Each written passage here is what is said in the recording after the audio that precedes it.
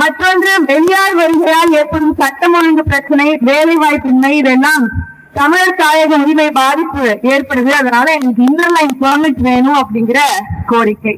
இது எதுவும் நாம் தமிழர் கட்சிக்கு புதிதல்ல. ஆனால் இன்றைக்கு புதிதாக பொறுப்பேற்றிருக்கக்கூடிய தமிழக வெற்றி கழகத்திற்கு இதெல்லாம் பத்தி தெரியுமான்னு எனக்கு தெரியல.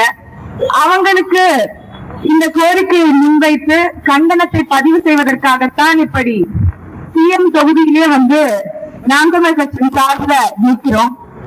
எனக்கு முன்பு பேசிய சகோதரர் அவர்கள் பெரம்பூர் தொகுதியை சார்ந்தவர் அப்படிங்கிறனால இங்க இருக்கக்கூடிய குப்பமேட்டை பத்தி பேசிட்டு போனாரு. சத்தியமா இங்க யாராலையுமே நிற்க முடியல, அந்த அளவுக்கு துர்நாற்றம் இருக்கிறது. எதையெல்லாம் சரி செய்வோம்னு சொல்லிட்டு இந்த தொகுதிக்கு வேட்பாளராக களமிறங்கி இருக்கிறாரோ, இந்த தொகுதியின் அடிப்படை சிக்கல்கள் குறித்து மரியாதைக்குரிய சகோதரர் விஜய் அவர்களுக்கு தெரியுமா அப்படிங்கறதெல்லாம் தெரியல. இது வரைக்கும் எத்தனை முறை பெரம்பூர் தொகுதிக்கு வந்தாருன்னு தெரியல. மாறுவேடத்துல வந்தாருன்னு சொன்னாங்க. அப்படி மாறுவேடத்துல யாராவது பார்த்திருந்தீங்கன்னா அந்த குறைய பத்தி சொல்லியிருந்தீங்கன்னா, இதை பத்தி செடிசாய்க்கு இருப்பீங்கன்னா கட்டாயம் இதையெல்லாம் நீங்கள் சரி செய்து தர வேண்டும். ஆனால் எனக்கு என்னவோ நம்பிக்கை இல்லை. ஏனென்றால் திராவிட முன்னேற்ற கழகத்தினுடைய ஆட்சி எவ்வளவு மோசமான சீர்குலைந்த ஒரு கேடுகெட்ட ஆட்சியோ அதை விட பன்மடங்கு அதிகமான சீர்கெட்ட ஒரு கேடுகெட்ட ஆட்சியை தான் இந்த 2 மாதத்தில் இவர்கள் ஒரு அடையாளமாக நமக்கு கொடுத்திருக்கிறார்கள். 2 மாசம் ரொம்ப குறைந்த காலம் தான் இவங்களை மதிப்பிடுறதுக்கு. ஆனால் இது எந்த திசை வழி போக்குல போகுது அப்படிங்கறத நம்ம சிறப்பா கணிச்சிடலாம். அதுக்கப்புறம் 100ஆம் வீட்டு நெய்யில இந்த வீட்டுக்கு ஸ்வீட் செய்யாதீங்க அப்படின்னு இந்த பொன் மொழியில உதிர்த்தது யாரு அப்படின்னா இந்த சட்டமன்ற தொகுதி நம்ம மாநிலத்தினுடைய மரியாதைக்குரிய முதலமைச்சர் சகோதரர் விஜய் அவர்கள். ஆனால் அவங்க 100ஆம் வீட்டு நெய்யில நிறைய ஸ்வீட் செஞ்சுப்பாங்க அவங்க வீட்டுக்கு அப்படிங்கிறதுக்கு எடுத்துக்காட்டாதான் இந்த டெல்லி பிரதிநிதி. யார் அவங்க? டெல்லி பிரதிநிதி அப்படிங்கிறது ஒரு சாதாரண பொறுப்பு இல்ல, கிட்டத்தட்ட அமைச்சர் பதவிக்கு இணையான ஒரு பொறுப்பு. நம்ம மாநிலத்துக்கும் சென்ட்ரல் ஒன்றிய அரசுக்குமான ஒரு லயசனிங் ஒர்க். அது நம்ம 2 பேரையும் தொடர்பு செய்யக்கூடிய ஒரு பணி. அமைச்சர் பொறுப்புக்கு நிகரான ஒரு பணியை சொந்த நண்பருக்கு எடுத்து கொடுப்பார் அப்படின்னா அது மட்டும் இல்ல, அதே மாதிரி தனி செயலராக சகோதரர் ஜெகதீஷ் அவர்களை நியமித்திருக்கிறாங்க. அதே போன்று அவருடைய கட்சிக்காரர் ஒருத்தவரை கல்வித்துறையினுடைய கல்வித்துறையினுடைய அந்த படிப்புரை சம்பந்தப்பட்ட தீர்மானத்தை எடுக்கக்கூடிய ஒரு பொறுப்பு அவருடைய கட்சியை சார்ந்தவரை நியமித்திருக்கிறாங்க.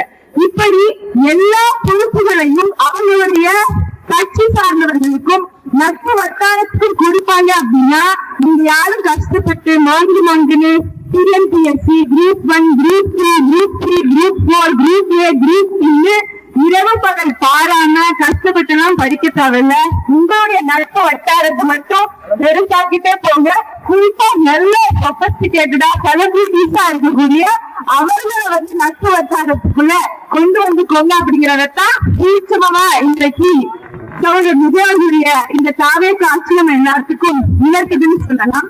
இப்படிப்பட்ட ஒரு வேலையை தொடர்ச்சியாக இவர்கள் செய்வாங்க அப்படின்னா கடந்த ஆட்சியில் திராவிட முன்னேற்ற கழகம் கூட கொஞ்சம் படித்தவர்கள், துறை சார்ந்தவர்கள், கல்வித்துறையா அதை சார்ந்தவர்கள், சரி சட்டம் ஒழுங்கா அப்ப சரி அவங்க அங்க ஐயா சைலந்தி பாபா அவர்கள் நினைக்கலாம் அப்படின்னு சொல்லிட்டு எல்லாரும் கொஞ்சம் ஐஏஎஸ் படிச்சவங்க ஐபிஎஸ் படிச்சவங்கன்னு கொஞ்சம் துறை சார்ந்தவர்களை ஒரு அடையாளத்துக்காகவாவது அவர்கள் இறக்கி வைத்தார்களா? நீங்க அப்படின்னா எதுவும் இல்லை. ஏன்னா இன்னைக்கு ஒட்டுமொத்தமாக தமிழ்நாட்டு மக்கள் செலிபிரிட்டி வர்ஷிப்பிங்குள்ள வந்துருச்சு. அதாவது கதாநாயகன் வழிபாட்டுக்குள்ள வந்துட்டாங்க. இப்ப கதாநாயகன் வழிபாடுன்னு சொன்னோன்னே எனக்கு என்ன ஞாபகம் இருக்கு அப்படின்னா அறிஞர் அண்ணா அவர்கள் சொன்னதுதான், தனி மனித வழிபாடு என்பது ஜனநாயகத்தின் தீவிரங்களுக்கு இட்டு செல்லும் அப்படின்னு சொன்னாங்க. அப்படி நாங்கள் தொடர்ச்சியாக விமர்சனம் செய்ய போது அந்த தரப்புல சொன்னாங்க, நீங்களும் ஒரு கதாநாயக வழிபாடு தான் செய்யுங்க, சீமான்னு கொண்டாடுறீங்க அப்படின்னு சொல்லி சொன்னாங்க. அவர்களுக்கு அண்ணன் சபு அவர்கள் சொன்னதைத்தான் நம்ம எல்லோருக்கும் சொல்லணும்னு நினைக்கிறேன். நீங்க படப்பிடிப்பு கருவிகளுக்கு முன்னாடி ஒரு சண்டையிடக்கூடிய ஒரு நாயகனை நாயகன் என்று சொல்வீர்கள் என்றால் படையை கட்டி ஆண்ட எங்கள் தலைவன் வழிவந்த என் தாய்மாமன் சீமானவர்கள் அவரிடம் சண்டை கட்டு வந்தாலும் நாயகன் தான் என்பதை நான் குறிப்பிடுகிறேன். அன்பார்ந்த உறவுகளே, நீங்கள் ஒன்றை மட்டும் புரிந்து கொள்ளுங்கள், இவங்க கட்டாயம் மாற்று இல்லை. மாற்று அப்படின்னு சொல்லிட்டு வந்திருக்க ஒரு மிகப்பெரிய ஏமாற்று. இங்க எல்லாருக்கும் தெரியும், ஒரு பெரிய வாஷிங் மிஷின் வச்சிருக்காங்க. ஊழலை ஒழிப்போம், லஞ்சத்தை ஒழிப்போம், இன்னும் எல்லா சீர்கேடுகளையும் ஒழிப்போம்னு சொன்னீங்க. எப்படி ஒழிப்புன்னு கேட்டா அவங்க எல்லாத்தையும் எங்க கட்சியில சேர்த்துப்போம், அப்படிதான் ஒழிப்போம் அப்படின்னு சொல்லியிருக்காங்க. ஏனால் இன்னைக்கு கிட்டத்தட்ட 100க்கும் மேற்பட்டவர்கள் ஒன்னும் இல்ல, இப்ப கூட வேம்புலி அப்படின்னு சொல்லிட்டு ஒரு பாலியல் குற்றவாளி கட்சியில நீக்கப்பட்டாருன்னு செய்தியெல்லாம் போட்டவங்க கட்சிக்குள்ள நடமாடிக்கிட்டு இருக்காரு.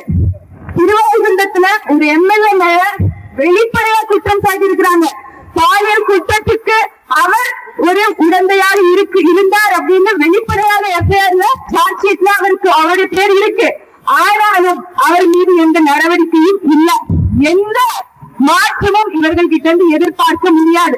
ஊழலே பண்ண மாட்டோம், லஞ்சமே வாங்க மாட்டோம் சொன்னவர்கள் தான் இன்னைக்கு அரசு சார்பில் வழக்கறிஞர்களை நியமிக்கிறாங்க. பேரொழியில கிட்டத்தட்ட 120 கோடி பாவேக்கா லஞ்சம் வாங்கி அரசு சார்பில் வழக்கறிஞர்கள் நியமிக்கிறோங்கிற பேரொழியில தங்களுடைய கட்சிக்காரர்களுக்கு அந்த வழக்கறிஞருடைய பதவிகளை எடுத்துக் கொடுப்பதற்கு ஆயத்தம் அனுப்பியிருக்கிறது.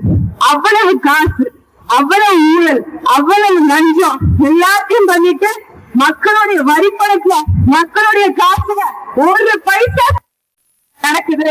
என்ன சிக்கல்கள் இருக்கு? இன்னைக்கு அவங்க என்னெல்லாம் சொல்லிட்டு வந்தாங்களோ அதற்கு அப்படியே முரணாக, அப்படியே எதிராக, நேர் எதிராக இன்றைக்கு ஒவ்வொன்றும் நடக்குது. அப்படின்னா நீங்க ஸ்கிரிப்ட் பேப்பரை முதல்ல துறையில நடிக்கிறத நிப்பாட்டன்னு சொன்ன நீங்க சட்டமன்றத்திலும் மக்கள் மன்றத்துக்கு முன்னாடியும் நடிப்பதை நிப்பாட்ட வேண்டும். அப்போதுதான் நீங்கள் சுய நினைவுக்கு வருவீர்கள். இன்னும் சொல்ல போனால் நான் ஏற்கனவே குறிப்பிட்டது போல இங்க திமுகவை விட தாவேகா பல மடங்கு மோசடி ஆட்சியை கொடுத்து கொண்டிருக்கிறது. அதற்கு இந்த 40 நாட்களே மிகப்பெரிய சாட்சியாக இருக்கிறது. கிட்டத்தட்ட 60க்கும் மேற்பட்ட கொலை குற்றங்கள், பாலியல் வன்கொடுமைகள் என்று சட்டம் ஒழுங்கு சீர்கேடுகள் நடந்துகிட்டு இருக்கு. அதுல முக்கால்வாசி பேர் உங்க கட்சியை சார்ந்தவர்களாகவே இருக்கிறார்கள் அப்படிங்கிறது உங்களுக்கு நல்லா தெரியும். இங்க நீண்ட நாள் கோரிக்கையாக 80 விழுக்காட்டு வரைக்கும் தமிழ் மக்களுக்கான வேலை வாய்ப்பை உறுதி செய்யுங்கள் அப்படிங்கிறத சொல்லிட்டே வந்தோம். தமிழ் தேசியம் என்னுடைய ஒரு கண் அப்படின்னு சொன்ன நீங்கள் இதுவரைக்கும் தமிழர்களுக்காக ஏதோ ஒண்ணுமே பண்ண, ஆனா சும்மா பேருக்கு சொன்னீங்க. நாங்க உங்களுக்காக அதை பேசணும், உங்களுக்காக எங்க பேசணும் அப்படின்னு 500 ரூபாய் கூட எடுத்து எவ்வளவு கஷ்டப்பட்டு கொடுத்தீங்க அப்படிங்கறத காட்சி பதிவாவே எங்களுக்கு இருக்கு. அதனால நீங்க இன்னும் எங்க கிட்ட உங்களோட பல மாநில பணிச்சுதான் சொல்லி ஏமாத்திட்டு போலான்னு மட்டும் நினைக்காதீங்க.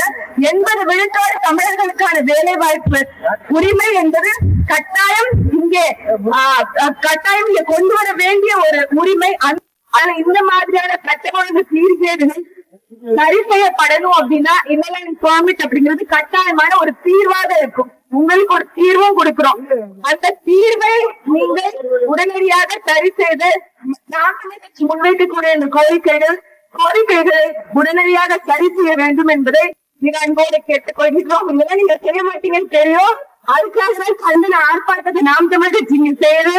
ஆனால் நீங்கள் செய்வதற்கு மட்டும் என்னுடைய பணியே இந்த மக்களுக்காக போராடியதுதான், போராடி சாவுதான் அப்படிங்கிறத எங்களுடைய நிகழ்வாக இருக்கிறது. அதனால் நாங்கள் தொடர்ச்சியாக மக்களுக்காக மக்களிடத்தில் முதல் கொடுத்து கொண்டே இருப்போம். நீங்கள் இதற்காக கட்டாயம் செவிசார்க்க வேண்டும் என்ற கோரிக்கையை முன்வைத்து வாழ்த்துக்கு நன்றி பாராட்டு விடைபெறுகிறேன். நன்றி, வணக்கம். நான் தமிழர்.